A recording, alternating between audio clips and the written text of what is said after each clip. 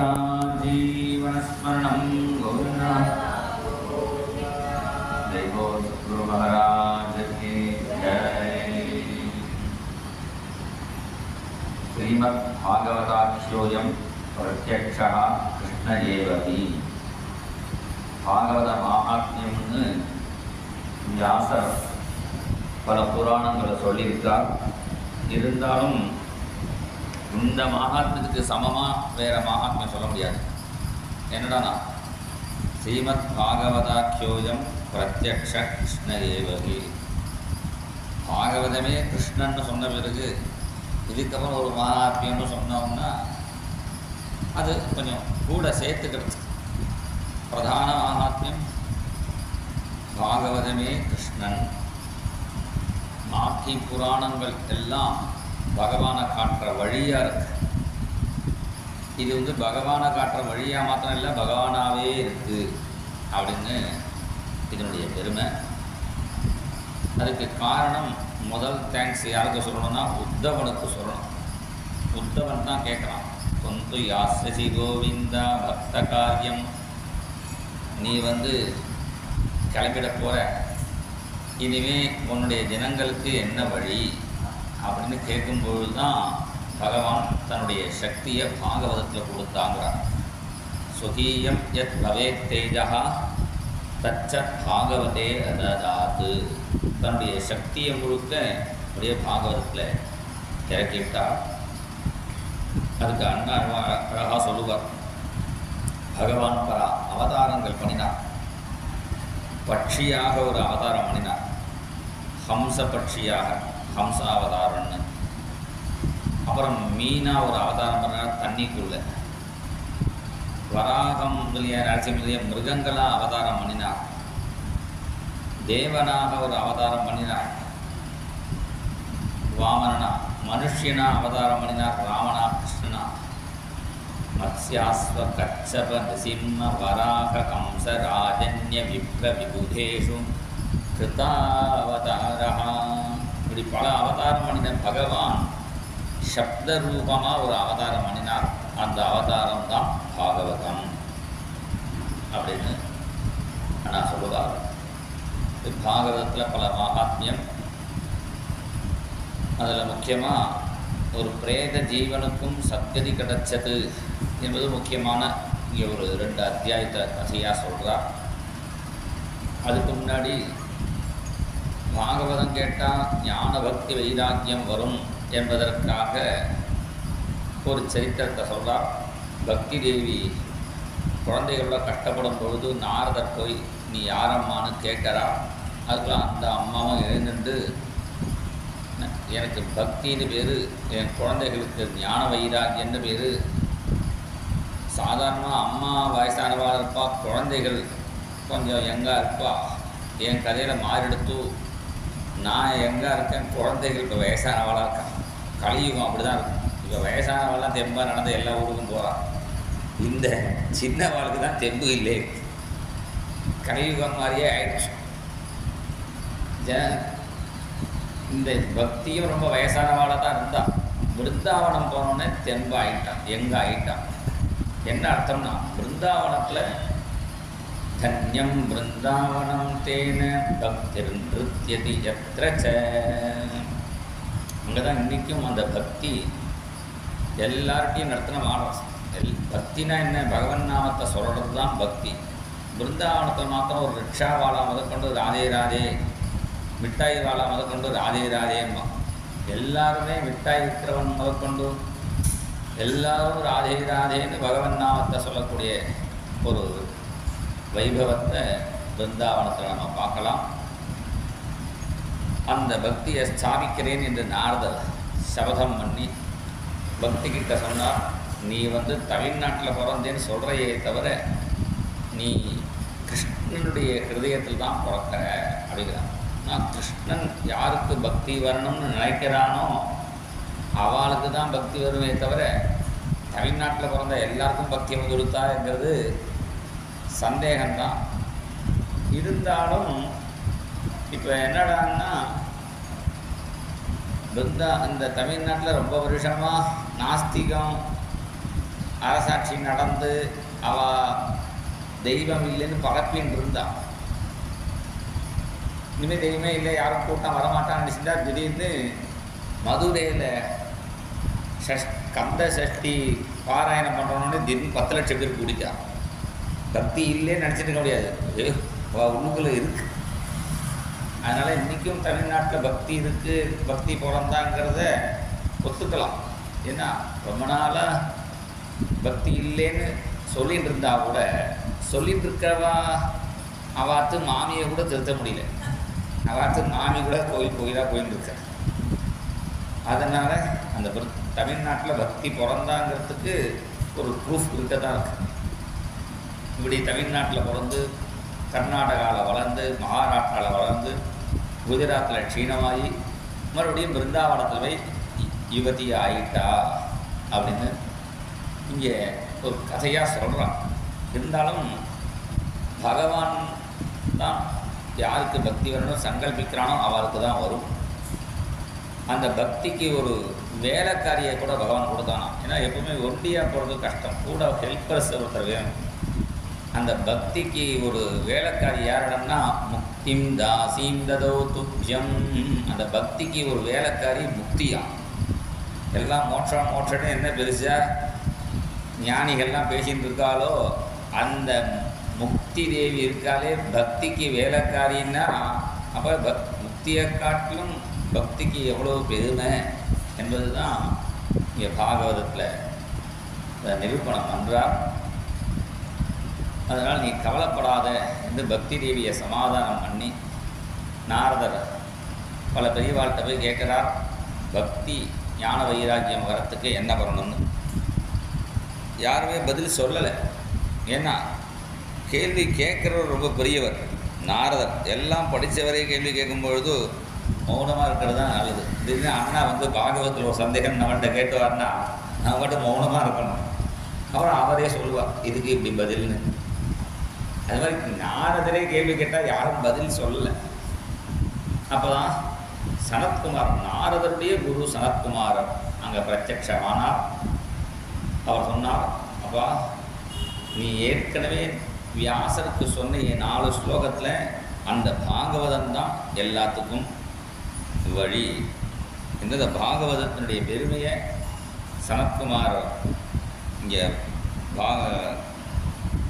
மகாத்மியத்தில் பத்மபுராண மகாத்மியத்தில் சொல்கிறார். இதுதான் எல்லாத்துடையும் சாரம் என்று சொல்லி பாகவத சப்தாகம் அங்கே சனத்குமார் பண்ணுறார். நாரதரே ஸ்ரோதாவாக இருக்கார்.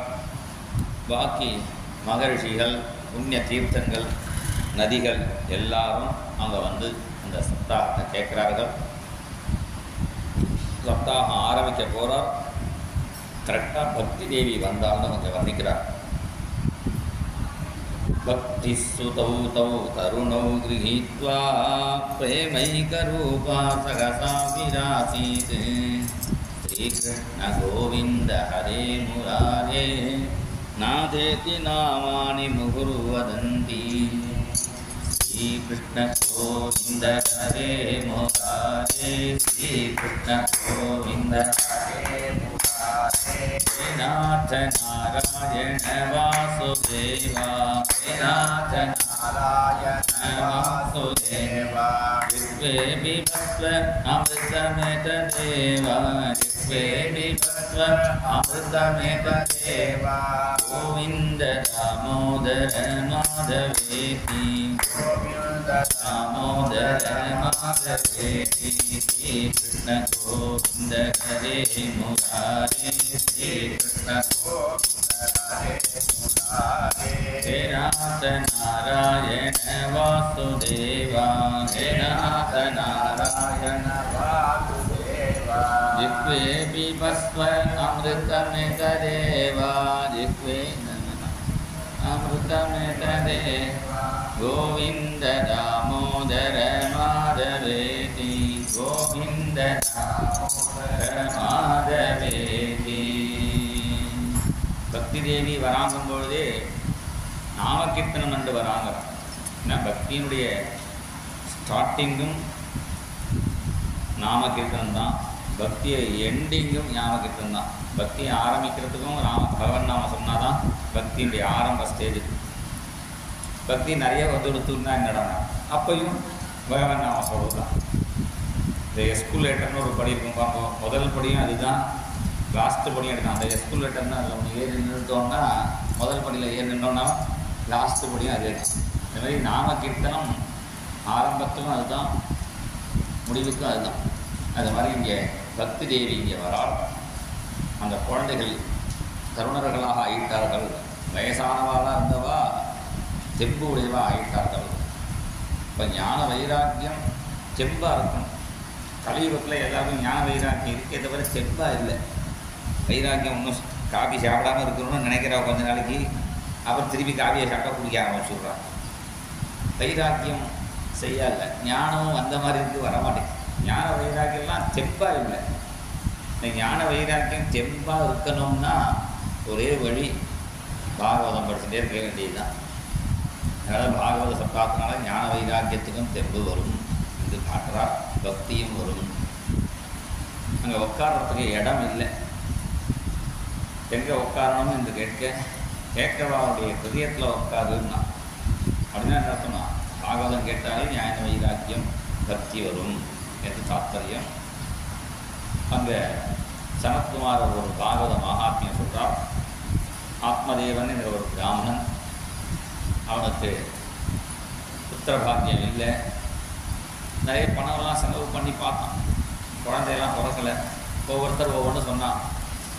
கோஷாபம் இதெல்லாம் இருந்தால் குழந்தை பிறக்காது, அதனால் ஒரு மாடு வளரும் போனான். இவன் மாடு வளர்த்தான். இவன் வளர்க்குற மாடுக்கும் குழந்தை பிறக்க மாட்டேங்குது. அப்போ சில பேர் சொன்னால் மரத்தெல்லாம் வெட்டிருப்போம். விருட்ச சாபம், தென்னம்பிள்ளை, ஆழ்மரம், இந்த மாதிரி பெரிய மரம், அரச மரம்லாம் வெட்டக்கூடாது. மரத்தை வெட்டுறதும் குழந்தை பிறக்காம இருக்கிறது காரணம். அதனால் தென்னம்பிள்ளைலாம் வச்சு வளர்க்கணும். இன்னும் தென்னை மரத்தை வச்சான். இவன் வைக்கிற மரம் இருக்கே அதுவும் தேங்காய் வர மாட்டேங்குது. அதுக்கும் நம்ம செடியோ மரமோ வச்சா அதுக்கு ஒரு பாக்கியம் பூ வர வேணுமோனோ அதுவும் வரல. யோமயா ரோபித்தோ விரக்ஷா சோபி வந்தியத்வமாஸ்தேத் யாமயா பால்யத்தே தேனு. ரொம்ப வருத்தப்பட்டு கடைசியில் எங்கேயாவது காட்டில் போய் ஆத்மஹத்தி பண்ணி விடலாம காட்டுக்கு வரும்பொழுது சந்நியாசி கஷ்டிதாகதா. அங்கே ஒரு யோகி வந்தார், ஒரு சன்னியாசி. சன்னியாசி வந்த உடனே ஏன்பா அழறன்னு கேட்டான். எனக்கு குழந்தை இல்லை, நான் உயிரை விட்டுற போகிறேன், நான் எதுக்கும் உங்களை தலையெழுத்தை பார்க்குறேன்னு பார்த்தா எல்லாருக்கும் பிரம்மா தலையெழுத்துன்னு எழுதுவார். அது இவனுடைய தலையெழுத்து சப்த ஜென்மாவதித்தவ புத்திரோ நெய்வச்ச நெய்வச்ச. இந்த ஜென்மாவில் இன்னும் 7 ஜென்மாவுக்கு குழந்தை இல்லைன்னு அவன் தலையெழுத்து இருக்குது. நீ அதுக்கு விஷயம் கவலைப்படாத. எதுக்கு குழந்தை வேணும்னா அவன் நல்ல கர்மா பண்ணி கரையேற்றணும். நீ அதுக்கு அந்த பையனுக்காக கவலைப்படாத. நான் உனக்கு சன்னியாசம் கொடுக்குறேன், மோட்சம் கிடைக்கும். அவன் சொன்னால் எனக்கு புத்திர வாக்கியம் தான் வேணும் அப்படின்னு அடம் பண்ணுறான். நீ அடம் பண்ணுற பண்ண மாதிரி அடம் பண்ணினவா பல பேர் கஷ்டப்பட்டிருக்கா. சித்திரலேத்து கித்திரகேத்து கதக்கட்டம் விதிலே கவிமார்ஜனாத் பண்ண மாதிரி சித்திரகேத்துன்னு ஒருத்தன் ஆங்கிலேய மகர்ஷி ஞானோபதேசம் பண்ணுறேன்னு வரும்பொழுது குழந்தை வேணும்னு கேட்டு அடம் பண்ணி கடைசியில் தான் அந்த குழந்தையினாலே கஷ்டப்பட்டான். அதனால் சந்ததே சகரோ துக்கம். சந்ததா சகரன்னு ஒரு மகாராஜா, அவனுக்கு 60,000 குழந்தைகள் பிறந்து எந்த பிரயோஜனம்? 60,000 பேரும் கடைசியில் நான் ஒரு முத்து சாம்பலாக போயிட்டான். அவாபாங்க புறா புனா. அது மாதிரி அங்கன்னு ஒரு மகாராஜா குழந்தை பிறக்கணும்னா அடம் பண்ணினான். கடைசியில் குழந்தை பிறந்ததுக்கு இந்த குழந்தை பிறக்கிறதுக்கு பிறக்காமே இருந்திருக்கலான்னு அப்படி குழந்தைனால கஷ்டப்பட்டவா கதை பல கதையும் சொல்லி பார்த்தா. இது எப்போதுமே மருத்துக்காம இவௌஷதம். சில பேருக்கு சாகணும்னு டைம் ஆகிடுச்சுன்னா மருந்து கொடுத்தா சாப்பிட மாட்டான், வேண்டாம் போகும்பா. ஏன்னா அவளுக்கு கிளம்புற டைம் ஆகிடுத்து அப்படினால. அது மாத்திரம் இல்லை, மருந்தை கூட மாற்றியும் பண்ணக்கூடாது. விபரீத இவா விரதம் அதுவும் கூடாது. உடம்பு ஜிம்முக்கு போகிறது இதெல்லாம் பண்ணினா நல்லதும்பா. அதெல்லாம் பண்ணி கடைசியில் சில பேர் சீக்கிரமே போயிடுறாங்க. ஏன்னா அதாவது ஒழுங்காக பண்ணணும்.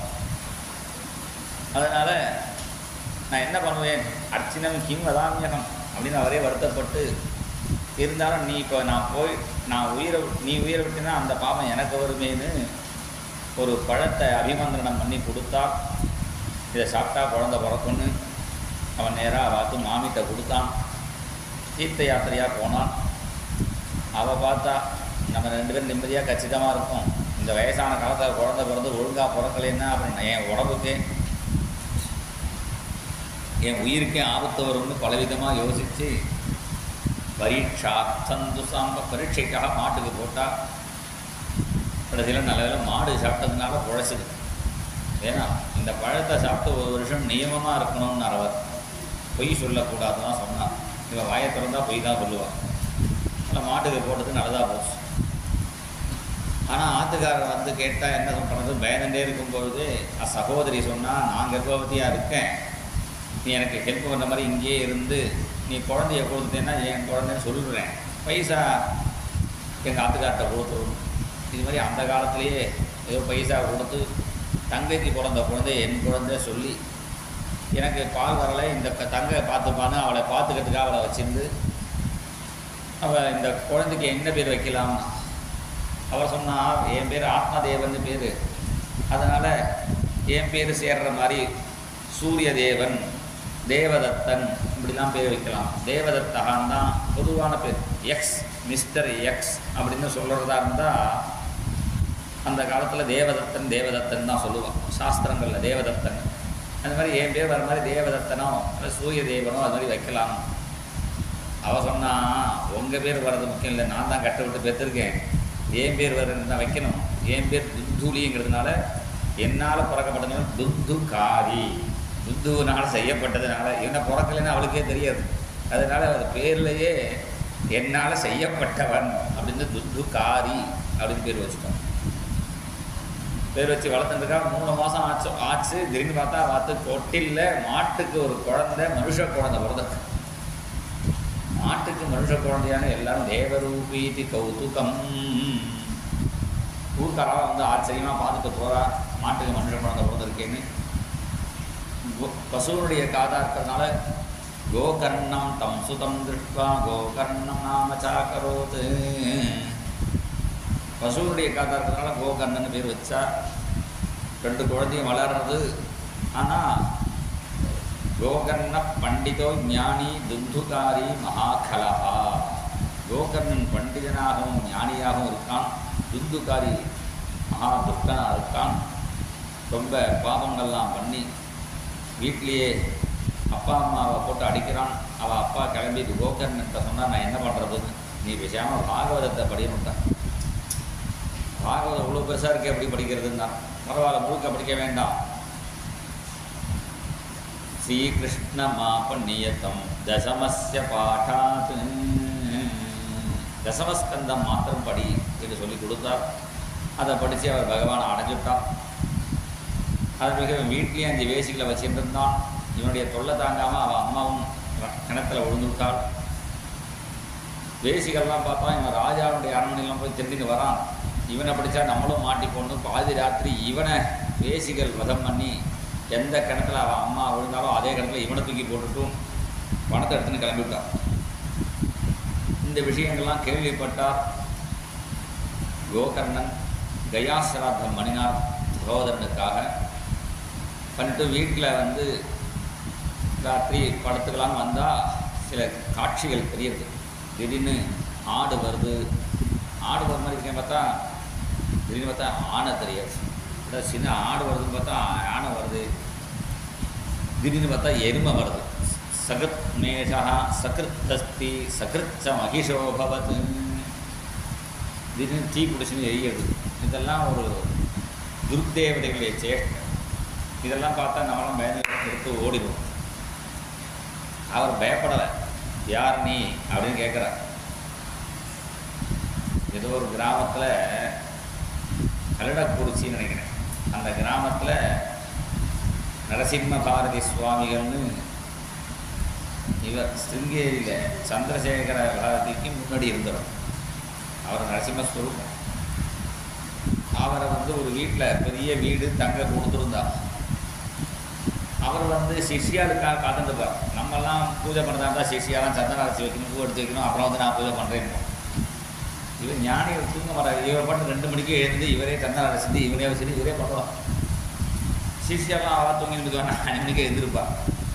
இவர் நான் நகலை எழுந்துனுட்டா தூக்க வரல, இவரே சந்தனம் அரைச்சி சின்ன பூஜை பூவெல்லாம் இருக்குது எடுத்து வச்சுட்டு பூஜை பண்ணிட்டே இருக்கும்பொழுது ஒருத்தர் ஷாலையை போத்துட்டு அங்கே தூண் பக்கமாக நின்றுருக்கார் ஒரு பிராமணர். பாப்பா உட்காரு, ருத்ரத்தை சொல்லுனார். யாரும் பிராமணர் வந்திருக்கான்னு நினச்சிட்டு ருத்ரத்தை சொல்லுன்னார். அது ஒரு பிரம்மரட்சஸ்.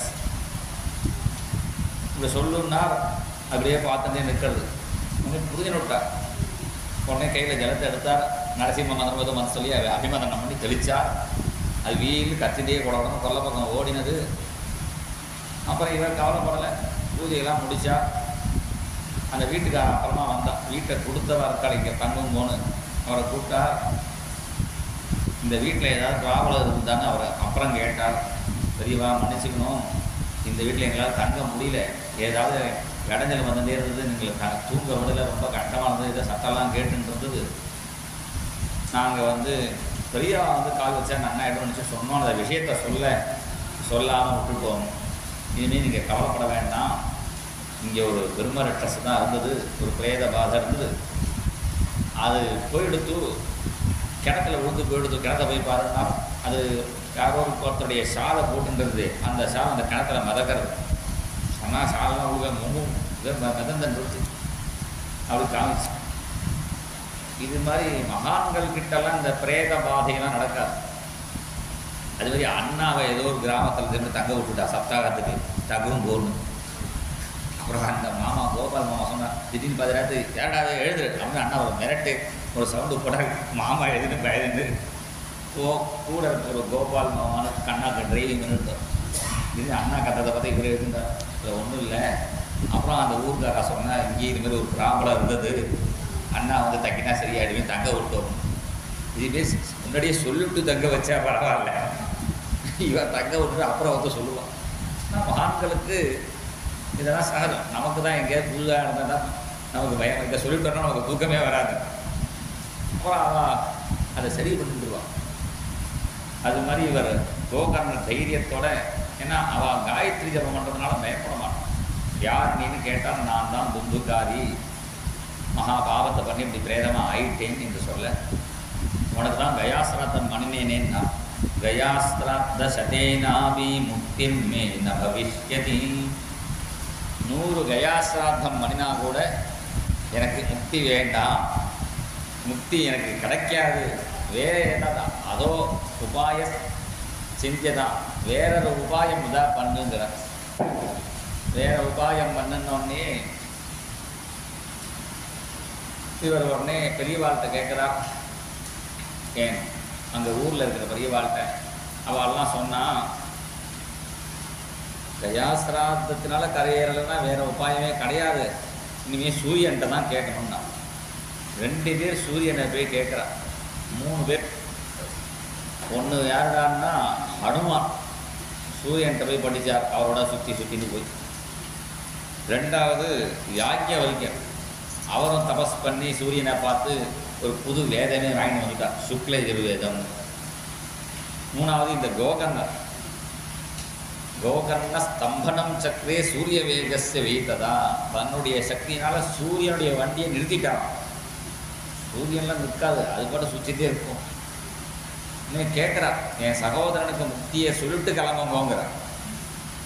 உடனே ஏன்னா அவருக்கு அவ்வளோ தைரியம் அர்க்கியம் கொடுக்குறார். தூக்குவாசவாசலே அர்க்கியம் கொடுக்கும்பொழுதே சொல்லுங்க நான் கொடுக்குறேங்கிற. அது மாதிரி சில பேருக்கு சக்தி இருக்குது. இந்த ஆஸ்திகர் கதைன்னு ஒரு மகாபாரத்தில் ஒரு கதை வரும். ஜரத்காருன்னு ஒருத்தர், அவர் எங்கேயும் இப்படி சுற்றின்னு இருந்தார். ஒரு இடத்துல பார்த்தா ஒரே ஒரு கொடியில் நிறைய பேர் தொங்கிண்டு தலைகீழே தொங்கிண்டு குழியில் அப்படி இருக்கா.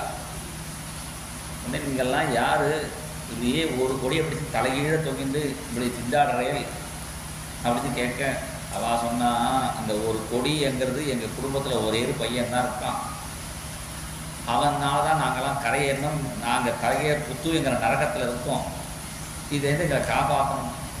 அந்த பையன் பேர் என்னன்னு கேட்டான். அவன் பேர் ஜெரத்காருன்னு பேர். அவன் கல்யாணம் பண்ணிக்காமல் ஊர் ஊராக சுற்றின்னு இருக்கான்.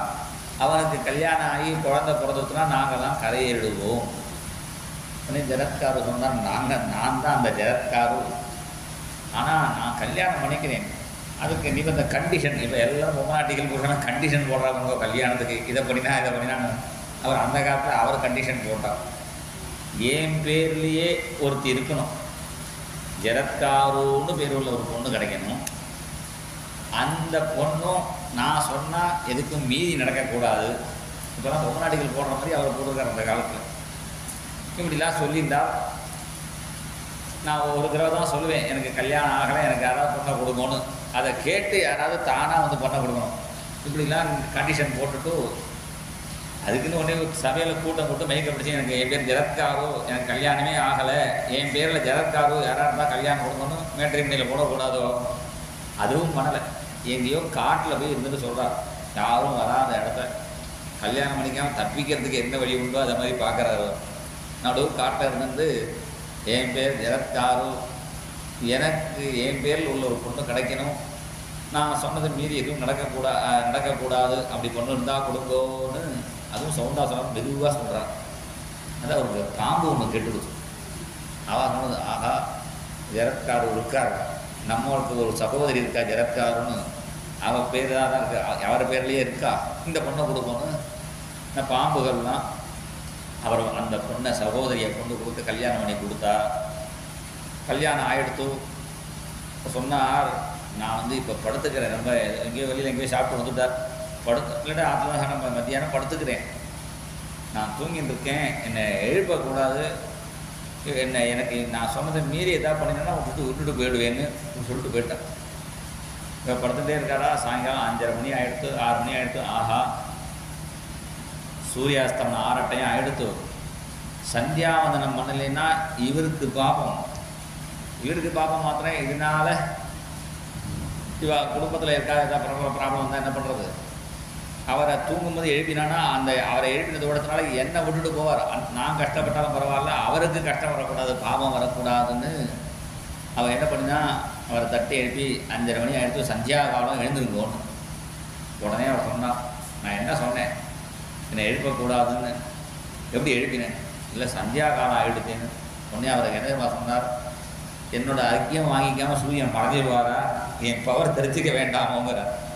என் ஐக்கியத்தை வாங்காமல் சூரியன் மறைஞ்சிடுவாரா, நான் பயப்பிக்காமல் காற்று நிற்பாருங்கிறார். அவர் அவ்வளோ பவர்ஃபுல் ஆளாக இருப்பார் போல. அதனால் என்னை எழுப்பிட்டு நான் கிளம்பிட்டேன், உன்னை விட்டுட்டு போகிறேன். அவள் சொன்னால், கல்யாணம் நடந்து எது செய்வோம், உங்கள் மூலமாக ஒரு குழந்தை எனக்கு உண்டாக்கி அந்த குழந்தையினால் பாம்பு வம்சம்லாம் காப்பாற்றப்படணும்னு சொல்லியிருக்கும் பொழுது நீங்கள் பாட்டுத்தை விட்டுட்டு போகிறீங்களே, கவலைப்படாதன்னு வடைய ஏற்றுறான். அஸ்தி, உன் வயத்தில் குழந்தை இருக்குன்னாரான். அஸ்தின்னு சொல்லிட்டு போனதுனால அவருக்கு ஆஸ்திகர் அப்படின்னு பேர் வந்தது. அது மாதிரி இவர் அந்த ஜெரத்காரு மாதிரி இவர் சூரியனை பார்த்து எனக்கு சகோதரனுக்கு முக்திக்கு வழி சொல்லிட்டு போங்கன்னு சொல்ல சூரியனை நிறுத்திட்டார். ஏன் சூரிய பகவான் சொன்னார், ஸ்ரீமத் பாகவதான் முக்தி சப்தாகம் வாச்சனம் குரும் இதி சூரியவத சர்வைஹி தர்மரூபந்து விஸ்ருதம் ஸ்புடமித்யப்யபாடத. ஸ்புடமாக எல்லாரும் காதலையும் விழற மாதிரி சொன்னாராம். ஸ்ரீமத் பாகவதான் முக்தி சப்தாகம். ஸ்ரீமத் பாகவதத்தினால 7 நாள் படிக்கிறதுனால மோட்சம் கிடைக்கும் என்று சொல்ல உடனே இவர் வந்து சப்தாகத்தை நடத்துகிறார். அந்த வாத்த ரூபி அந்த பிரேதங்களுக்கெல்லாம் காற்று ரூபங்கிறதுனால ஒரே இடத்துல நிற்க முடியாது. அதனால் ஒரு மூங்கில்ல ஆவேசம் ஆகிந்து ஒவ்வொரு நாள் பாராயணம் பிரவச்சனம் முடிஞ்சவொடனே டே அப்படி சத்தம் கேட்கும். ஏதோ சத்தம் கேட்டதுன்னு பார்த்தா அந்த மூங்கில்ல ஒரு கணு வெடிச்சுது. திருப்பி சாயங்காலம் அது மாதிரி அப்புறம் எல்லாருக்கும் பழக்கமாகிடுது.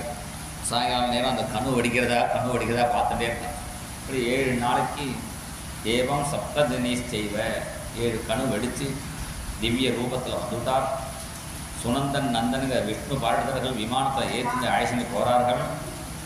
உடனே அவர் கேட்டார், கோகர்ணர், நான் தான் பிரவச்சனமே பண்ணியிருக்கேன், எல்லாரும் கதை கேட்டிருக்கா, எல்லாருக்கும் விமானம் கொண்டு வரலையா என்று கேட்க அவர் தான் சொன்னார், ஸ்ரவணம் து கிருதம் சர்வைஹி ந ததா மனனம் கிருதம். சிரவணம் பண்ணினா போராது, மரணமும் மரணம். அது மாத்திரம் இல்லை, சப்தராத்திரம் உபோஷீவ 7 நாளும் பட்னியாக இருந்து பாகவதம் கேட்டு பிரேதம் எல்லாம் அப்பப்போ சாப்பிட்டு கேட்டுட்டு இருந்தா. 3வது அதுக்கு ஆயசம் முடிஞ்சு விட்டு அதனால் மோட்சம், பாக்கி பேருக்கலாம் அப்போ எப்போ ஆயசம் முடியுமோ அப்போ மோட்சம் என்று சொல்லி கிளம்ப மறுபடியும் ஒரு சப்தாகம் பண்ணினார். கோகர்ணர் விடுறதா இல்லை, அடுத்த தடவை நீங்கள் எல்லாரும் சிரவணம் பண்ணுங்கோ, மரணம் பண்ணுங்கோ, முடிஞ்ச வரைக்கும் பட்னியாக இருந்து பாகவதம் கேளுங்கோ என்றெல்லாம் சொல்லி 2ஆம் தடவை சப்தாகம் பண்ணும்பொழுது விஷ்ணு தூதால் வரல, கிருஷ்ணனே இறங்கி வந்து சங்க பாஞ்சஜன்ய நாதம் பண்ணி எல்லாரையும் கட்டி அழைச்சிட்டு வைகுண்டத்துக்கு அழைச்சின்னு போனான், கோலோகத்துக்கு அழைச்சின்னு போனார். எப்படி ராமர் சாந்தானிக லோகம்னு பேர், ராமர் இருக்கிற லோகம், அங்கே எப்படி எல்லாரையும் அழைச்சின்னு போனாரோ அயோத்தியில் இருக்கிறவால, அது மாதிரி கிருஷ்ணன் கோகர்ண கிருபையினால் அந்த கோகர்ணன் ஊரில் இருக்கிறவாளுக்கு கோலோகம் கிடச்சது என்று சொல்லி இந்த சரித்திரத்தை முடித்து சப்தாகம் எப்படி பண்ணுங்கிற விதியையும் சொல்லி அதை முடிக்கிற டயத்தில் சுகர் அங்கே பிரத்யட்சமானார். தத்ராய யோஷோடச வார்ஷிகாஸ்ததா வியாசாத்மஜோ ஞானமஹப்திச்சந்திரமாக பிரேம்னா பட்டன் பாகவதம் சனே பாகவதத்தை சொல்லிட்டு எங்கள் பிரத்யட்சமாக அவர் 2 வார்த்தை பாகவதம் சொல்லுங்கன்னு சொல்ல அவரும் பாகவதம் சொன்னார். 3 ஸ்லோகம். நிகம கல்பத்தரோ கலிதம் தர்ம புரோச்சித கைத்தவர். சுகரே சொன்ன என்ன அர்த்தம்? நிகம கல்பத்தரோ கலிதம் சுகமுகாத மிருகதிரவ சம்ஹிதம் அப்படின்னு சூதரை சொன்னாங்கன்னா ஓகே, அதையே சொல்கிறாருன்னா இது எல்லாத்தையுமே வியாசர் தானே எழுதியிருக்கா. சூத உவாச்ச சமணக உவாச்சன்னு அப்போ சொன்னதை சொல்லுவான் கிளிப்பிள்ளைன்னு சொல்லி கொடுத்ததை அப்படியே அவர் சொல்லிவிட்டார். நிகம கல்பத்தரோர் கலிதம்னு பாகவத்துடைய பெருமையை சொல்லி அதன் பிறகு அங்கே எல்லாரும் ஒரு கீர்த்தனம் வந்தார்கள். ஹரே ராமா ஹரே ராமா ராம ராமா ஹரே ஹரே ஹரே ராமா ஹரே ராமா ராம ராமா ஹரே ஹரே ஹரே கிருஷ்ணா ஹரே கிருஷ்ணா கிருஷ்ணா கிருஷ்ணா ஹரே ஹரே ஹரே கிருஷ்ணா ஹரே கிருஷ்ணா கிருஷ்ணா கிருஷ்ணா ஹரே ஹரே ஹரே ராமா ராம ராமா ஹரே ஹரே ஹரே ராமா ராம ராமா ஹரே ஹரே ஹரே கிருஷ்ணா ஹரே கிருஷ்ணா கிருஷ்ணா கிருஷ்ணா ஹரே ஹரே ஹரே கிருஷ்ணா ஹரே கிருஷ்ணா கிருஷ்ணா கிருஷ்ணா ஹரே ஹரே. சுகரே அங்கே பஜனை பண்ண பகவானே வேணுகானம் ரெண்டு அங்கே வந்து பிரத்யட்சமாறான். என்ன வேணும் என்று கேட்க ஏபிஸ்தயா எங்கெங்கெல்லாம் பாகவதம் நடக்கிறதோ அங்கெல்லாம் இது மாதிரி பக்தர்களோட போய் அனுகிரகம் பண்ணணும் என்று சொல்லி ஆகாத்தியத்தை முடித்தார். அதன் பிறகு பாகவதம் ஆரம்பிக்கிறது. முதல் ஸ்லோகத்தில் இந்த உலகத்தை படைத்து காத்து அழிக்கக்கூடிய ஒரு பரம்பொருள் இருக்குது. அந்த பரம்பொருளை நம்ம தியானம் பண்ணுவோம் அப்படின்னு ஆரம்பிக்கிறார். ஜன்மாத்யஸ்யயதுன்வயாதிதரதச்சார்த்தேஷ்வவிஜ்ஞஸ்வராட் தேனே பிரம்மஹிருதாய ஆதிகவயே முஹ்யந்தி யத்சூரயः தேஜோவாரி மிருதாம் யசா வினிமயோ யத்ர த்ரிசர்கோ மிருஷா தாம்னா ஸ்வேன சதா நிரஸ்தகோகம் சத்யம் பரம் தீமஹி. சேர்ந்து பஜனை தான் பண்ணலாம். சேர்ந்து தியானம் எப்படி பண்ணுறதுன்னா சேர்ந்து பண்ணுற தியானம் இந்த பாகவத கதை தான். நான் சொல்லும்பொழுது நீங்கள் கதை கேட்க சேர்ந்து நான் ஒரு கதை சொல்கிறது நான் எதை நினச்சிட்டே சொல்கிறேன், அதையும் சேர்த்து நீங்களும் தியானம் பண்ணிட்டே அந்த கதையை நினச்சிட்டே வருவேன். இப்போ சேர்ந்து தியானம் பண்ணுவோங்கிறது சேர்ந்து நம்ம பாகவதம் படிப்போம், சேர்ந்து பாகவத கதாசிரவணம் பண்ணுவோம் இந்த முதல் ஸ்லோகத்தில் சொல்லிண்டு ரெண்டாவது ஸ்லோகத்தில் அதிகாரி விஷயம் பிரயோஜனம் சம்பந்தம் என்கிற விஷயத்தை சொல்கிறா. பாகவதம் கேட்கறதுக்கு யார் அதிகாரின்னா நிர்மத்சரானாம் சதாம், ஆச்சரியம் இல்லாதவா முதல் அதிகாரி என்று சொல்லி இதில் சொன்ன விஷயம் என்னடான்னா தர்மஹா புரோச்சித கைதவா, பலன் எதிர்பார்க்காத தர்மத்தை பண்ணணுங்கிற விஷயம். பிரயோஜனம் என்னடான்னா தாபத்திரயோன் மூலனம், நம்முடைய எல்லா விதமான கஷ்டங்களும் இந்த பாகவதத்தினால நீங்கும் என்கிற விஷயத்தை சொல்லி சம்பந்தம் என்னடா இதை கேட்டால் அந்த பகவான் அடைவோம். பிராப்பிய பிராபகம், பிராப்பியமான பிராபகமான பாகவதத்தை பிடிச்சிருந்தோம்னா பிராப்பியமான பகவான் அடைஞ்சிடுவோம். இல்லை சாத்திய சாதன சம்பந்தம், சாதனமான பாகவதத்தை பிடிச்சிருந்தோம்னா இந்த சாத்தியமான பகவத் அனுபவம் அந்த பகவான் அடைவோம் என்று சொல்லி அனுபந்த சதுஷ்டயம்னு அதை சொன்னார். மூணாவது ஸ்லோகத்தில் இது வேதத்தினுடைய சாரம் இந்த பாகவதம். நிகம கல்பதரோர்களிதம் பலம் சுகமுகாதவதத்ரவ சம்யுதம் விபத பாகவதம் ரசமாலயம் முகுரகோ ரசிகா புவி பாவுகாக. வேதத்தினுடைய சாரம். அதனால் அனந்தாவே வேதாகான்னு வேதமே அனந்தமாக இருக்குதுன்னு வேதமே சொல்கிறதுனால எல்லா வேதம் சாஸ்திரம் எல்லாத்தையும் படித்து இப்போ டைம் இல்லை எல்லாருக்கும். இப்போ அந்த காலத்தில் சினிமா கூட பார்த்துட்டு இருந்தா ஒரு 3-4 மணி நேரம் சினிமாலாம் 30 பாடல்கள் நிறைந்த சினிமாலாம் போடுவோம். அப்படின்னா நடந்த அவ்வளோ தூரம் பொறுமையாக இருந்திருக்கான்னு தெரியாது. இப்போ எல்லாருக்கும் டைமே இல்லை. இப்போ 1 hour கூட பார்க்க மாட்டேங்கிறா. இப்போ வீடியோவில் கூட எல்லோரும் என்னடா ஷார்ட் வீடியோ பார்க்குறேங்கிறா. ஏன்டா அவள் சுருக்கமாக எல்லாத்தையும் தெரிஞ்சுக்கணும்னு ஆசைப்படுறான். அப்போ என்னடா சுருக்கமாக தெரிஞ்சுக்கிறது என்னடான்னா எல்லாத்தையும் படிக்க வேண்டாம், சுருக்கமாக தெரிஞ்சது ஒரே குட்டி புஸ்தகம் நம்ம பாகவதம் இதை முடிச்சு இதை தெரிந்தால் போதும் எல்லாம் தெரிஞ்சிருந்த மாதிரி ஆகிடும் அப்படின்னு இதை எல்லாத்துடைய சாரமாக எல்லாத்துடைய சாரம்னா அமிர்த திரவ சம்யுதம். அமிர்த திரவம் அமிர்தத்தை கொடுக்கக்கூடிய திரவம் சாரம். இதை இல்லாட்ட இதை குடித்தானா அமிர்தம் கூட வேண்டாம்னு தோணும். அமிர்தம் அப்படி திராவ ஏற்றி அப்பேற்பட்ட இந்த பாகவதத்தை கேளுங்கள் என்று சொல்லி நைமிஷாரண்ய க்ஷேத்திரத்தில் சௌனகாதி மகரிஷிகளுக்கு சூத பௌராணிகா சொல்றன்னு எல்லா புராணம் அப்படி தான் ஆரம்பிக்கும். ஏன்னா எல்லா புராணம் அரங்கேற்றம் நடந்த இடம் இன்றைக்கி அங்கே சூத கத்தின்னு இருக்குது. அது கரெக்டாக இருக்குது. அது ஒரு மலை மாதிரி இருக்குது. ஏன்னா ஒரு 1000 பேர் ரிஷிகளை உட்காந்து கேட்கணுன்னா மலை மாதிரி மேலே உட்காந்து மைக்கு இல்லாமல் நல்லா சவுண்டாக சொல்லியிருக்காருன்னு தெரியாது. ஏன்னா நமக்கு மைக்கு வச்சு சொல்கிறதே கஷ்டமாக இருக்கும். அவன் மைக்கு இல்லாமல் அத்தனை ரிஷிகளும் சத்தம் போடாமல் வேறு இருந்திருக்கான்னு தெரியாது. அவள் 16,000 சௌனகாதி ரிஷிகள், அது எத்தனையோ லட்சக்கணக்கான ரிஷிகள், ஆயிரக்கணக்கான ரிஷிகள், குலபதின்னு பேர் சௌனகருக்கு. இத்தனை ரிஷிகளை தசசாகஸ்தம்போதோ கணக்கு சொல்கிறார். அத்தனை ரிஷிகளை சாப்பாடு போட்டு காப்பாற்றி யார் சொல்லித்தராரோ அவருக்கு தான் குலபதின்னு பேர். விருத்த குலபதி சூதா பக்புரிஜ சௌனகோ பிரவீது அப்படின்னு இங்கே சொல்கிறார். இப்போ அத்தனை பேருக்கு கேட்குற மாதிரி அவர் சொல்கிறார். அங்கே சொல்லும் பொழுது இங்கே சௌனகாதி ரிஷிகள் 6 கேள்விகள் கேட்குறாருன்னு சொல்கிறார் சீதர சுவாமிகள் வியாக்கியானத்தில். தத்ர தத்ராஞ்சசாயுஷ்மன் பவதாயத் வினிஸ்திதம் சாமே காந்ததஸ்ரேயா தன்ன சம்சித்து மருகசி. எல்லா ஜனங்களுக்கும் ஏகாந்தமான ஸ்ரேயஸ். ஸ்ரேயஸ்னா எது நன்மை, நன்மை எதுன்னு வேறுங்க இஷ்டம் எதுவோ அதை சொல்லுங்கன்னு சொல்ல.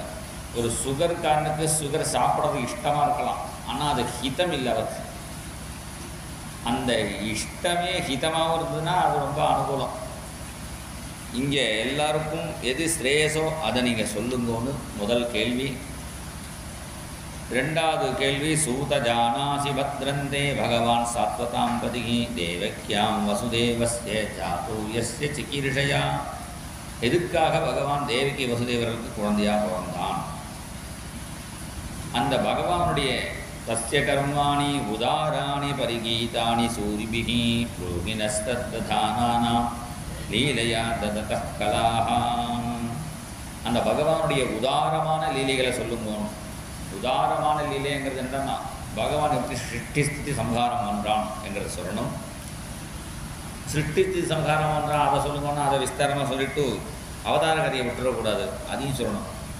அதாக்கியாய் ஹரிர் தீமன் அவதார கதா சுபாக லீலா விததஸ்வைரம் ஈஸ்வரஸ்ய ஆத்மமாயையா. அவனுடைய அவதார கதைகள் மத்ஸ்யாவதாரம், கூர்மாவதாரம், ஹயக்ரீவ அவதாரம், அது ஹயக்ரீவ சொன்ன பிரம்ம வித்யை. பாகவத லட்சணம் என்னங்கும்போது ஹயக்ரீவ பிரம்ம வித்யா. ஹயக்ரீவ பிரம்ம வித்யா எதில் சொல்லியிருக்கோ அதுதான் பாகவதம். ஹயக்ரீவ பிரம்ம வித்யா எது பாகவதத்துலன்னா நாராயண கவசம். இப்படி அதெல்லாம் எதில் சொல்லியிருக்கோ அந்த பகவானுடைய அவதார கதைகள்லாம் சொல்லணும். அப்புறம் அவதார கதைகளை சொல்லணும்னா பாக்கி திடீர்னு பாட்டு மத்ஸ்யாவதார கதையை விஸ்தாரமாக சொல்லிட்டு, கூர்மாவதார கதையெல்லாம் விஸ்தாரமாக சொல்லிட்டு கிருஷ்ணாவதார கதையை சொல்லாமல் இருக்கக்கூடாது. முக்கியமாக கிருஷ்ண கதையை விஸ்தாரமாக சொல்லணும். கிருத்தவான் கில வீர்யாணி சக ராமேன கேசவா அதிமர்த்தியாணி பகவான் கூட கபடமானுஷா. சக ராமேன பலராமன் கூட கிருஷ்ணன் என்னென்ன லீலைகள் பண்ணினானோ, அதுவும் மனுஷனால் நினச்சி பார்க்கக்கூட முடியாத லீலைகள். அதிமர்த்தியானி, அதிமர்த்தியானா கோவர்த்தன மலையை தூக்க முடியுமோ, 7 வயசு குழந்தை, இதெல்லாம் ஆச்சரியமான ராசம். அத்தனை ஸ்திரீகளுக்கும் அத்தனை ரூபத்தை எடுத்துன்னு ஆடினான். இதெல்லாம் அதிமர்த்தியமான லீலைகள். எல்லாமே கிருஷ்ணனுடைய எல்லா லீலையுமே அதிமர்த்தியம்தான் என்ன கேட்டால். வெண்ணை திருடுறத கூட கிருஷ்ண லீலையை கேட்டு நானும் திருட போனேன், ஒரு ஆத்தையும் திருட போனால் அடி வாங்கிட்டு வந்துடுவோம். அதனால் அது வெண்ணை திருடுறதை முதற்கொண்டு கிருஷ்ணன் வந்து அதிமர்த்தியம்தான். அதிமர்த்தியானி பகவான், அதெல்லாம் சொல்லணும். அப்புறம் 6வது கேள்வி, ப்ரூஹி யோகேஸ்வரே கிருஷ்ணே பிரம்மண்யே தர்மவர்மணி ஸ்வாம் காஷ்டா மதுனோபேதே தர்ம கம் சரணம் கதா. தர்மவர்மணி, இந்த தர்மத்துக்கு கவச்சம் மாதிரி இருந்த கிருஷ்ணன் கிளம்பின பிறகு இந்த தர்மம் யாரை ஆசிரிச்சு இருக்கு என்று சொல்ல உடனே மேலே ஆரம்பிக்கிறார். இது சம்பிரஸ்ன சம்ஹிருஷ்டா விப்ராணாம் உபஹர்ஷணினி. இது சம்பிரஸ்ன சம்ஹிருஷ்டா, இந்த நல்ல கேள்வி கேட்டதுனால இவருக்கு ரொம்ப சந்தோஷம். சவுனகருக்கு தெரியாமல் கேட்டாரான்னா அவருக்கே நல்ல ஞானி அவரே. சவுனகரே பிரம்ம வித்தியை படித்தவர். சவுனகாத் பரமேஷ்யத்தின்னு நவமஸ்கந்தத்தில் சொல்கிறார். சவுனகர்கிட்டே பிரம்ம வித்தியை கற்றுண்டான்னு வருது. அவன் எல்லாம் தெரிஞ்சவர், எல்லாம் தெரிஞ்சிட்டும் நான் அடுத்தவா சொல்கிறத கேட்குறதுல ஒரு ஆனந்தம். உடனே அவரை பிரதிபூஜ்ய வச்சஸ்தேஷாம், அவருக்கு அவன் மறுபடியும் அவரை ஒரு பதிலுக்கு ஒரு நமஸ்காரம் பண்ணி, ஏன்னா கேட்குறவர் பெரியவராக இருக்கிறதுனால மறுபடியும் தன் குருவை தியானம் என்று ஆரம்பிக்கிறார். சுகருடைய பெருமை என்னடனா, எம் பிரஜந்த மனுபேதமபேத கிருத்தியம் வைபாயனோ விரஹ காதராஜுகாவ புத்ரேதி தன்மயதையா தரவோபிநேது தம் சர்வபூத ஹிருதயம் நிமானதோஸ்மி. சுகருக்குள்ள பெருமை அத்வைதம் விவகாரத்தில் சரியாக வராது. விவகாரத்தில் துவைதம் இருந்திருந்தால் சரியாக வரும். அதில் எல்லாரும் அத்வைதம் சொல்லிட்டு அவருக்கு உடம்பு சரியில்லைன்னு, இல்லை எனக்கு உடம்பு சரியில்லைன்னு அவர் மருந்து போட்டுக்க முடியாது. யாருக்கு உடம்பு சரியில்லையோ அவாக தான் மருந்து போட்டுக்கணும். எல்லாம் அத்வைதம் தானே, நான் மருந்து போட்டுனா எல்லாருக்கும் சரியாக போயிடும்னா சரியாக போகாது.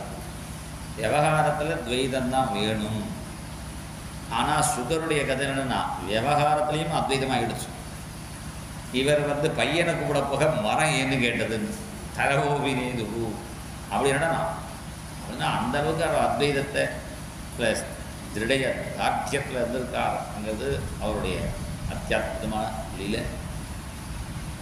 தன்னுடைய அனுபவத்தையே பாகவதமாக கொடுத்தார்.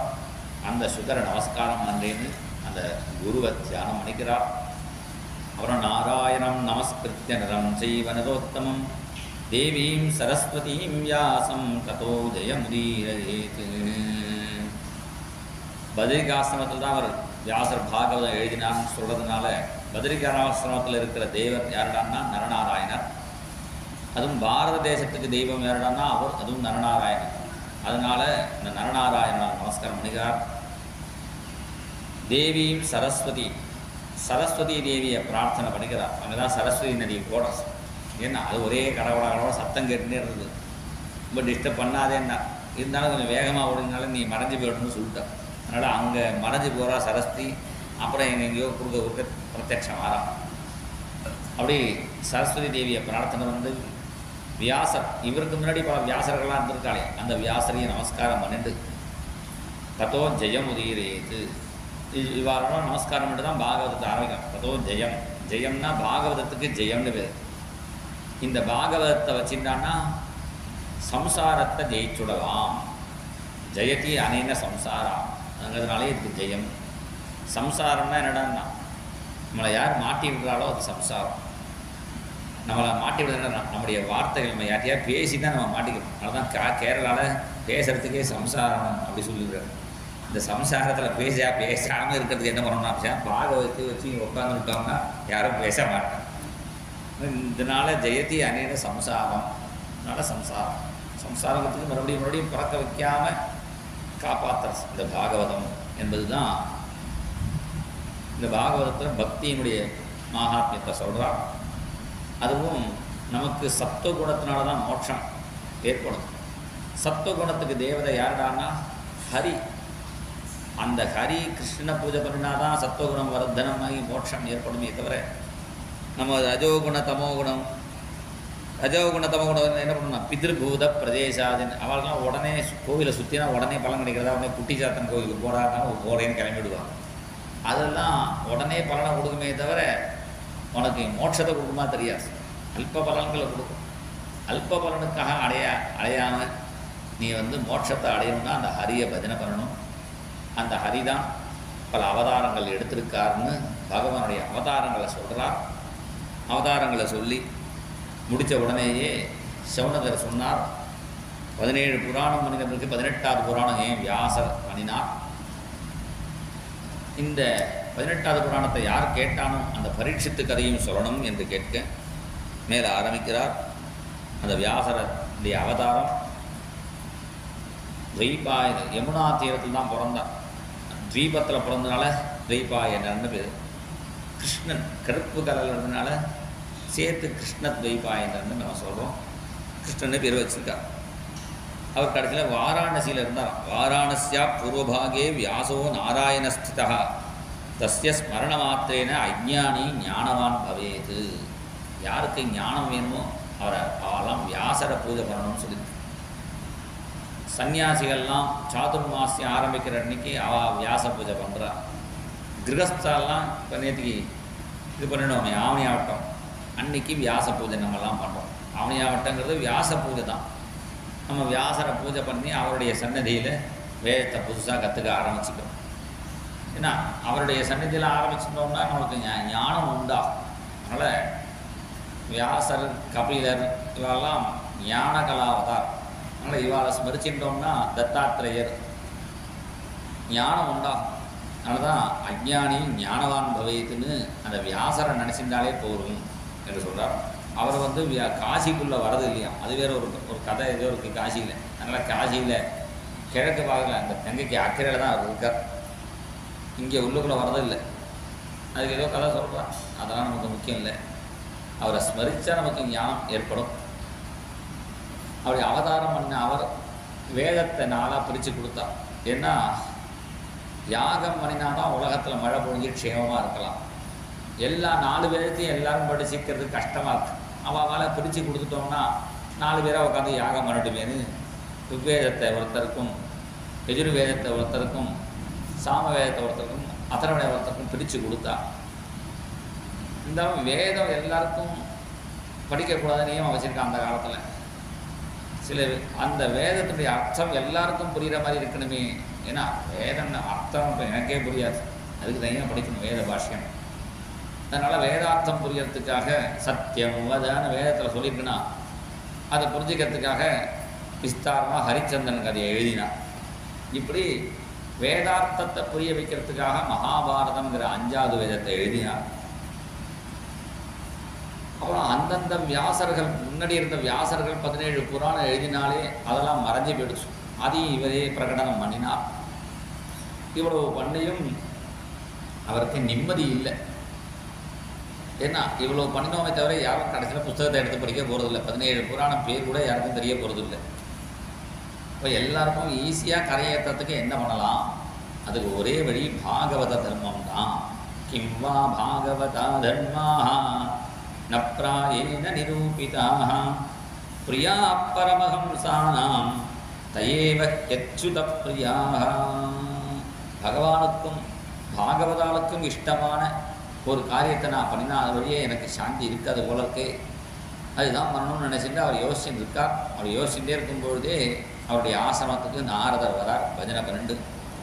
நாராயண நாராயண ஜெய் ஜெய் கோவிந்த ஹரே, நாராயண நாராயண ஜெய் ஜெய் கோபால ஹரே, நாராயண நாராயண ஜெய் ஜெய் கோவிந்த ஹரே, நாராயண நாராயண ஜெய் ஜெய் கோபால ஹரே, நாராயண நாராயண ஜெய் ஜெய் கோவிந்த ஹரே, நாராயண நாராயண ஜெய ஜெய கோபால ஹரே, நாராயண நாராயண ஜெய ஜெய கோவிந்த ஹரே, நாராயண நாராயண ஜெய ஜெய கோபால ஹரே, கோவிந்த ஹரே ஜெய ஜெய கோபால ஹரே, கோவிந்த ஹரே ஜெய ஜெய கோபால ஹரே, கோவிந்த ஹரே ஜெய ஜெய கோபால ஹரே, கோவிந்த ஹரே ஜெய ஜெய கோபால ஹரே, ஜெய ஜெய கோபால ஹரே, ஜெய ஜெய கோபால ஹரே. பஜனை பண்ணே வரா. உடனே அவருக்கு பூஜையெல்லாம் பண்ணினார். ஏன் முகம் வாட்டமாக இருக்கு என்று கேட்கிறார். உடம்பு சிரமமா மனசில் சிரமமா என்று கேட்க, இல்லை மனசு தான் சரியாக இல்லை, என்ன பண்ணணும்னு தெரியல, மனசுக்கு நிம்மதி வேணும்னா இந்த கிருஷ்ண கதையை சொல்லுங்கன்னா, நான் கிருஷ்ண கதை தான் மகாபாரத்தில் எழுதியிருக்கேனேன்னா, அது ஏதோ ஓரமாக எழுதியிருக்கேன் கூறுகா மாதிரி, பிரதானமாக கிருஷ்ண கதையை சொல்லலையே, அந்த பிரதானமாக கிருஷ்ண கதையை சொல்லுங்க, இல்லை கிருஷ்ண கதை தப்பாக சொல்லாமல் கரெக்டாக சொல்லணும் கவலையாக இருக்குது, பரவாயில்ல தப்பாக சொன்னாலும் பரவாயில்ல கிருஷ்ண கதையை சொல்லுங்க. அதுதான் பாகவதாலாம் கேட்பா. நான் பாகவதால் சந்தோஷம் அடைஞ்சிட்டாங்கன்னா நமக்கு இது கிடைக்காததே கிடையாது. இன்றைக்கி நான் நாரதா ஆனதே அந்த பாகவதாருடைய கடாட்சம்தான்னு நாரதர் தன் பூர்வ ஜென்ம கதையை சொல்கிறார். அகம் புராதீதபவே பவம் முனே தாஸ்யாஸ்து கஸ்யாஸ்சன வேதவாதினாம் நிரூபிதோ பாலகயேவ யோகினாம் சுஸ்ரூஷணே பிராவிருஷி நிர்விவிக்ஷதாம். பூர்வ ஜென்மத்தில் ஒரு வேலைக்காரி பையனாக இருந்தார். அவர் பிறக்கும் பொழுதே மழை பொழுதுதான், நாரம்னாலே ஜலம். அந்த நாரதர் பிறக்கும் பொழுதே மழை பெய்ததுனால தான் அவருக்கு நாரதர்னே பெயர். இப்படி நாரதர் கதை ஆரம்பிக்கும் பொழுதே இங்கே மழை வந்துடுச்சு. அப்படி அவருக்கு அப்பேற்பட்ட பெருமை உண்டு. அந்த நாரதர் அம்மா கூட இருக்கார். அந்த அக்ரஹாரத்தில் திடீர்னு சன்னியாசிகள் சாதுர்மாசத்துக்கு வந்தார்கள். அவளுக்கு கைங்கரியம் பண்ணுறதுக்கு இந்த அம்மாவை ஏற்பாடு பண்ணினா. இந்த அம்மா குழந்தையை அழைச்சிட்டு வந்து கைங்கரியம் பண்ணியிருக்கா. காலம்புற சாதுக்கள் எழுந்து இந்த குழந்தையை பார்க்குறார்கள். நாராயண நாராயணா சொல்லிட்டு வந்து இந்த குழந்தையை பார்க்குறார்கள். அம்மா சொன்னால் பெரியவா வரும்போது படுத்துக்காத எழுந்து உக்காருன்னா. அடுத்த நாளைக்கு நாராயணா நாராயணா கேட்டோடனே எழுந்து உக்காந்துட்டான். உக்காந்துனா போகாது எழுந்து நில்லுன்னா. உடனே எழுந்து நின்னான். அம்மா சொன்னால் வெறும் நிற்காத பெரியவா வந்தால் விழுந்து நமஸ்காரம் பண்ணுன்னா. விழுந்து நமஸ்காரம் பண்ணினான். அந்த காலத்து குழந்தைகள் சொன்னால் உடனே செய்யும். இந்த காலத்து குழந்தைகள் ஏன் எழுந்துக்கணும், எழுந்துக்கலன்னா என்ன ப்ராப்ளம், ஏன் நமஸ்காரம் பண்ணணும், கேள்வி கேட்டால் சொல்லணும் நம்ம பதில். பெரியவா பார்த்து எழுந்துக்கலைன்னா நம்ம ஆயசெல்லாம் காது வழியாக போயிடும்பா. அதனால் காதை பொத்திட்டு அபிவாதியை சொல்லி நமஸ்காரம் தான் ஆயசு கிடைக்கும். இந்த குழந்தை அம்மா சொன்னதை கரெக்டாக பண்ணினான். அதனால் என்னென்னா சாதுக்களுடைய அனுகிரகம் கிடைச்சிது. உச்சிஷ்டலேபா நம மோதிதோத் விஜயி சகர்ஸ்மபுஞ்சேததபாஸ்தகில் விஷகா ஏவம் பிரவருத்தஸ்ய விசுத்தசேதசகா தத்தன்மயேவ ஆத்மருசி பிரஜாயதே. மகான்கள் சாப்பிட்ட பிரசாதம் கிடச்சிது. நம்மளாம் சமைச்சு சாப்பிட்டோம்னா அது சாதம்னு பேர். பகவானுக்கு நைவேத்தியம் மட்டும் சாப்பிட்டா பிரசாதம்னு பேர். அது பாகவதாலுக்கு கொடுத்து கடைசியில் சாப்பிட்டோம்னா அது மகாபிரசாதம்னு பேர். அந்த மகாபிரசாதம் அந்த குழந்தைக்கு கிடச்சிது. இதுவே பல பேருக்கு கிடச்சி அவள் பல பேர் உயர்ந்த நிலையை அடைஞ்சிருக்கான். அதனால் இந்த குழந்தைக்கு ஞானம் வந்துடுத்து. ஞானம் வந்துடுத்துன்னு எப்படி தெரியும்னா, ஞானம் வந்த வாழ்க்கை தனியாக 2 கொம்பு முளைச்சிதுன்னா போய் பார்த்துக்கலாம். கொம்பு முளைச்சிடுத்து அவள் ஞானம் வந்துடுத்து அப்படின்னு கண்டுபிடிச்சிக்கலாம்.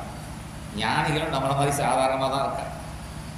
அஜ்ஞானிகளோட தெரியும் ஞானி மாதிரி நடிக்கிறவாலும் இருப்பார். யார் ஞானம் வந்துடுத்து யாருக்கு ஞானம் வரலன்னு எப்படி கண்டுபிடிக்கிறதுன்னா சில லட்சணங்கள்லாம் சொல்கிறான். ஒரேடியாக சௌக்கியம் வரும்போது துள்ளி குதிக்கவும் கூடாது, ஒரேடியாக கஷ்டம் வரும்போது அழுதுன்னு இருக்கவும் கூடாது. ரச்சேவாஸ்வை சரேக்வாபி திக்வாசா கிரகவத்திபோ, தின்னு காரில் அழைச்சின்னு போனாலும் சந்தோஷப்படக்கூடாது. தின்னு காரியெல்லாம் வெறும் ரோட்டில் நடந்து போடும்போது கஷ்டப்பட்டுருக்கேனே அப்படியும் வருத்தப்படக்கூடாது. சுகதுக்கே சமய கிருத்வா லாபா லாபோ ஜெயா ஜெயோ, என்னென்ன உண்டோ துவந்தங்கள்னு பேர், எல்லாத்துலேயும் ஒரே மாதிரி இருக்கிறாதான் ஞானி. நமக்கு சின்ன கஷ்டம் வந்தாலே தாங்கலை, அவள் பெரிய கஷ்டம் வந்தால் கூட அவள் கவலைப்பட மாட்டான், அவன் மட்டும் ஜாலியாக இருக்கும். இப்படி இருக்காதான் ஞானிக லட்சணம். அதனால் இருக்கிறதுலே குழந்தையை பொறுத்தவரையும் என்ன பெரிய கஷ்டம்னா, ஒரு குழந்தைக்கு அம்மா தான் எல்லாமே. இந்த குழந்தைக்கு அப்பா கூட இல்லை. அந்த அம்மா போயிட்டா, குழந்தையோட 5 வயசு குழந்தைக்கு அம்மா போனால் எவ்வளோ பெரிய கஷ்டம்.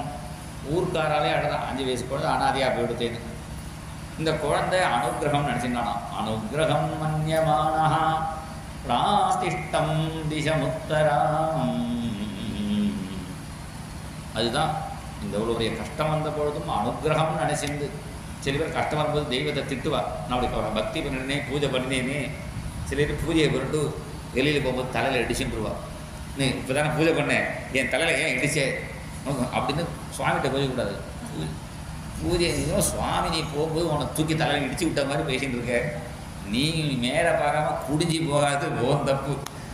நீ குடிஞ்சி போகாமல் நான் பூஜை பண்ணிட்டு வந்தேனே என் தலையில் ஏன் இடிச்சு தின்னா, இதெல்லாம் ஓ பொறுப்பு தான், நீ தான் பார்த்து நடக்கணும். இப்படி சின்ன ஒரு கஷ்டம் வந்ததுக்கே சுவாமி திட்டுறவாலாம் இருப்பான்.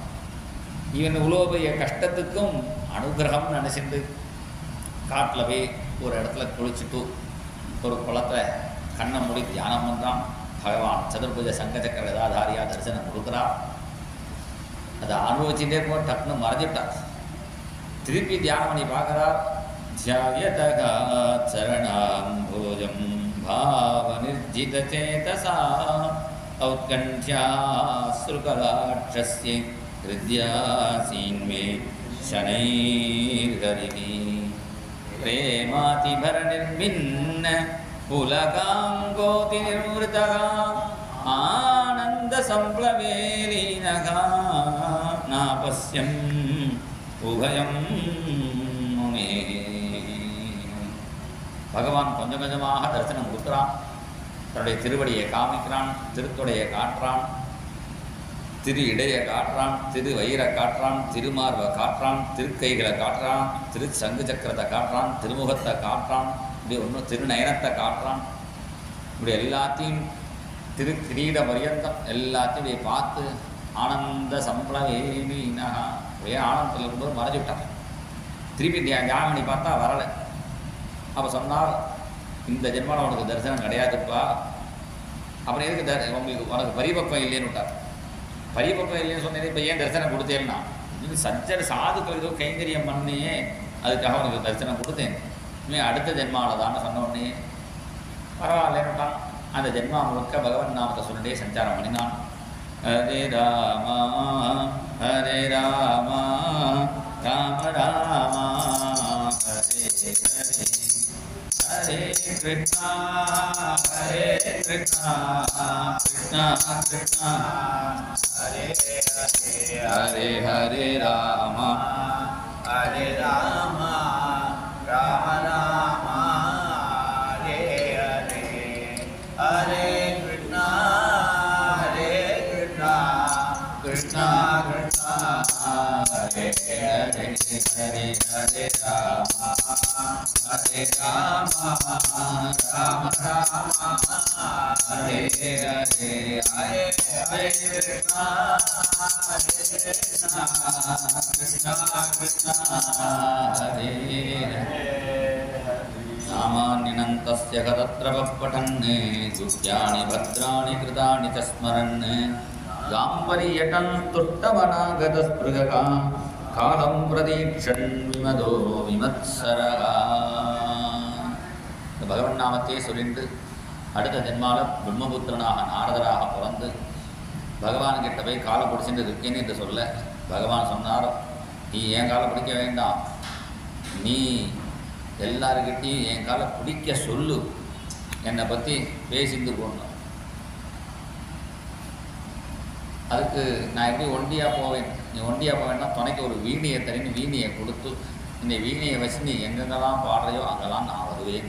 நாகம் வசாமி வைகுண்டே ந யோகி ஹிருதயேரவோ மத் பக்தா யத்ர காயந்தி தத்ர திஷ்டாமி நாரதா இந்த வீணையை கொடுத்து அனுப்பிச்சா.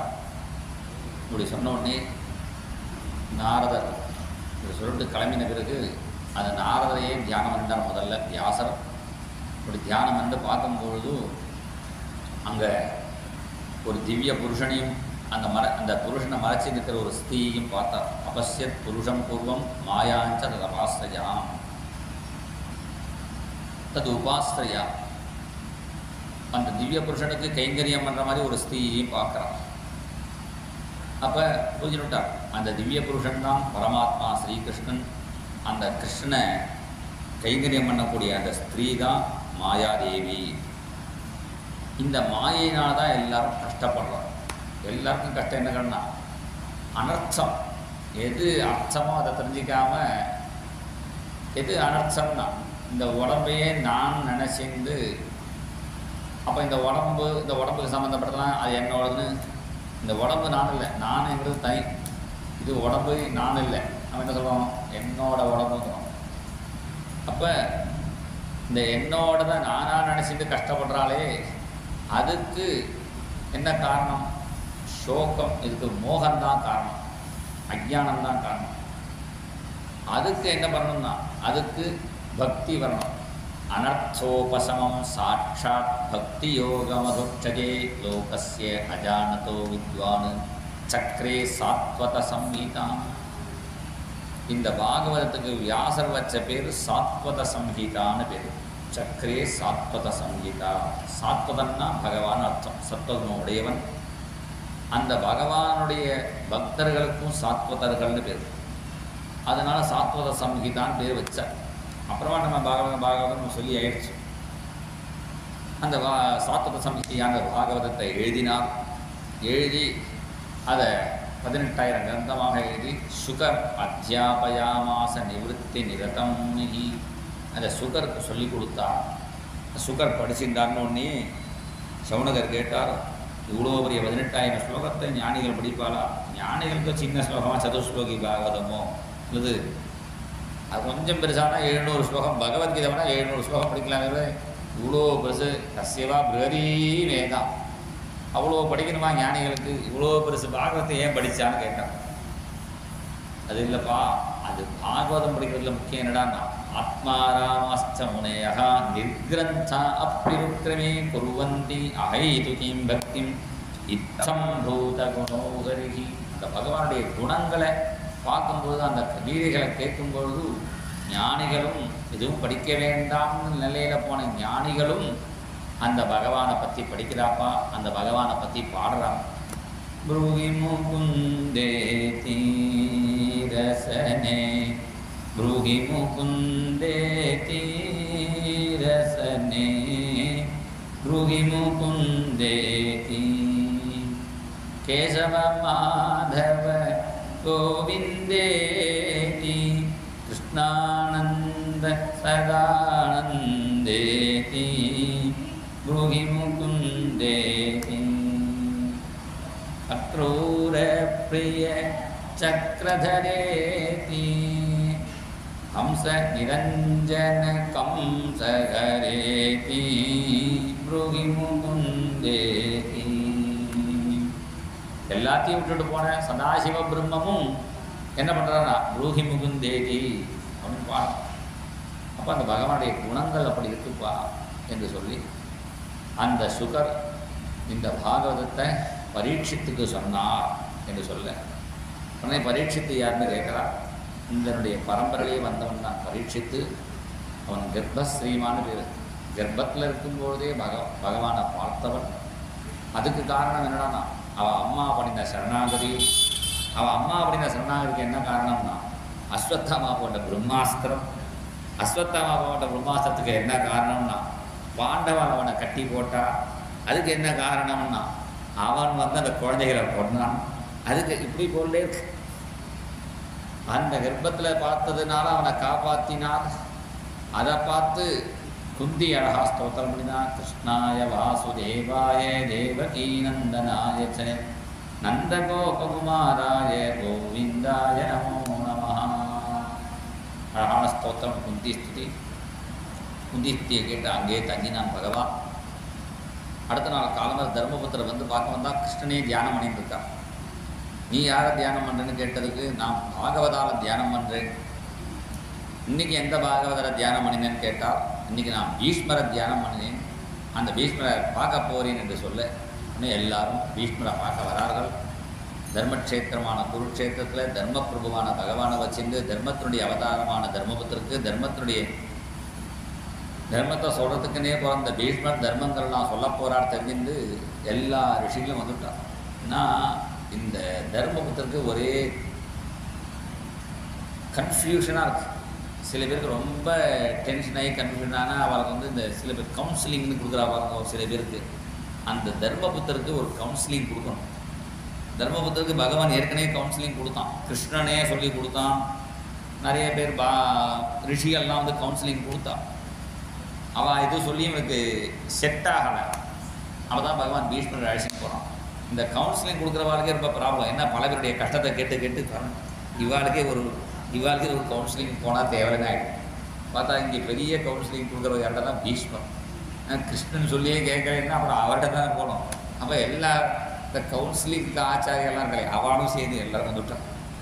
அங்கே பீஷ்மர்கிட்ட வந்து நிற்க அந்த பீஷ்மர் முதல்ல தர்மபுத்திரனுடைய பாக்கியத்தை சொல்லி, இந்த பகவான் சாதாரண ஆள் இல்லைப்பா, இவருடைய பெருமையை கபிலர் பரமேஸ்வரன் அவள் தான் புரிஞ்சிக்க முடியும். அப்பேற்பட்ட பகவான் உனக்கு இப்படி கூட இருக்கானே, உன்னோட பாக்கியத்தை என்ன சொல்கிறேன். அந்த பகவான் உனக்கு சௌக்கியமாக வச்சிருக்கானே, இது உண்மையான அனுகிரகம் இல்லை. கடைசி காலத்தில் வந்து நிற்கணும், அதுதான் உண்மையான அனுகிரகம். நான் கடைசி காலத்தில் பார்த்தா தேவலே நினச்சேன், சொல்லி அனுப்பலை. நான் நினச்ச உடனே எதிர்க்க வந்து நிற்கிறானே. என்மே அசோஸ்தெஜத சாட்சாத் கிருஷ்ணோ தரிசனமாகதா. இதுதான் உண்மையான அனுகிரகம் என்று சொல்லி இந்த இடத்துல பல தர்மங்களை உபதேசம் பண்ணி கடைசியில் பீஷ்மர பகவானுக்கு தன்னுடைய ஏகாச இந்திரியங்களையும் சமர்ப்பணம் பண்ணுறார். அதான் 11 ஸ்லோகத்தில் இங்கே பீஷ்மஸ்துதி. இதிமதிருபகல்பிதா வித்ருஷ்ணா பகவதி சத்வத புங்கவே விபும்னி ஸ்வசுகமுபகதே க்வசித் விகர்த்தும் பிரகிருதிமுபேயுஷி யத்பவ பிரவாஹः திரிபுவனகமனம் தமாலவர்ணம் ரவிகர கௌரவராம்பரம் ததானி வபுரலககுலாவதாரணாப்ஜம் விஜயசகே ரதிரஸ்து மேனவத்யா இதிமதிருபகல்பிதா வித்ருஷ்ணா. எந்த ஆசையும் இல்லாத புத்தியை கொடுக்குறேன். இது பீஷ்மர் தான் சொல்ல முடியும். அவருடைய புத்தி எதுலேயும் ஆசைப்படலை. அல்லது அவித்ருஷ்ணா, உன்னிடத்தில் அளவு கடந்த ஆசை உள்ள புத்தியை சமர்ப்பணம் வந்து கிருஷ்ணன்ட்ட புத்தியை சமர்ப்பணம் பண்ணணும்னே அவசியம் இல்லை. ஏன்னா மனசு தானாகவே என்கிட்ட போயிடும். அதனால தான் பாகவதால் சித்தச்சோரா யசோதா கேலா நவநீதச்சோர கோபால். இந்த பக்கத்து ஊரில் பெருமாள் இருக்காயே, அவருக்கு கண்டவரும் மனம் வழங்கும் கண்ணபுரம். கண்டவான்லாம் மனசை கொடுத்துருவாங்க. கண்டவன் மாத்திரம் இல்லை, கண்டவன் எவனாக இருந்தாலும் பரவாயில்ல, பார்த்தா மனசை கொடுத்துருவான். அப்பேற்பட்ட அந்த பகவான் அவர்கிட்ட மனசு போகலைன்னு தான் ஆச்சரியம். அப்பேற்பட்ட திரிபுவன கவனமான அந்த ரூபத்தில் மயங்குறார். அப்புறம் 10 நாள் தனக்கு பகவான் பண்ணின அனுகிரகத்தில் நிற்கிறார். அதில் முக்கியமாக பகவானை சக்கரதாரியா பாப்பின் பிரதிஜை பண்ணிட்டார். அந்த பக்தனுடைய பிரதிஜையை சத்தியம் பண்ணணுமேன்னு குரோதசாலீவ ஆதாவன்னு கோபம் அந்த மாதிரி நடிச்சிருந்து பகவான் ஓடி வரான். ஸ்வனிகமபகாய மத் பிரதிஜாம் ரிதமதிகத்தும் அவப்ளுதோ ரசஸ்தா ரிதரதச்சரணோப்யச்சலத்குரு ஹரிதிவஹந்துமிபம் கதோத்தரீயா. அண்ணா சொல்லுவார், சக்கரதாரியாக பார்க்கணும்னு சொன்னாலே தவிர சுதர்சன சக்கரதாரியாக பார்க்கணும்னு சொல்லலை. அதுக்கு வண்டி சக்கரமே காமிச்சா போகிறோமேனு வண்டி சக்கரத்தை எடுத்துன்னு வந்தான் என்று சொல்லுவார். அப்படி பீஷ்மருடைய பிரதிஜையை காப்பாற்றி பகவான் அனுகிரகம் பண்ணிய லீலையனே 2-3 லீலை இங்கே ஸ்மரிக்கிறார். இன்னொன்றும் ராஜசூயத்தில் பகவானுக்கு பட்டா பாதுகா அந்த பகவானுக்கு அபிஷேகம் பண்ணினாலே அந்த ராஜசூய அபிஷேகத்தை நினைக்கிறார். அப்புறம் கோபிகைகளுக்கு அனுகிரகம் எழுத நினைக்கிறாள். லலித கதி விலாச வல்குதாச பிரணய நிரீட்சண கல்பிதோருமானாம். இப்படி பகவானுடைய பல அனுகிரகங்களை ஸ்மரிச்சுட்டு கடைசியில் பகவானிடத்தில் ஜெயிச்சார் பீஷ்மர். அந்த பீஷ்மருக்கு முக்கிய கொடுத்துட்டு பகவான் தர்மபுத்திரருக்கு பட்டாபிஷேகம் பண்ணி துவாரகைக்கு போனார்னு பாகவத்துக்கு முதல் 10 அத்தியாயம் சரித்திரம். அதன் பிறகு உள்ள சரித்திரங்களை நாளைக்கு ஸ்மரணம் வரும். கோபிகா ஜீவனஸ்மரணம் கோவிந்தா. ஜெய் போல் சத்குரு மகாராஜ் கி ஜெய்.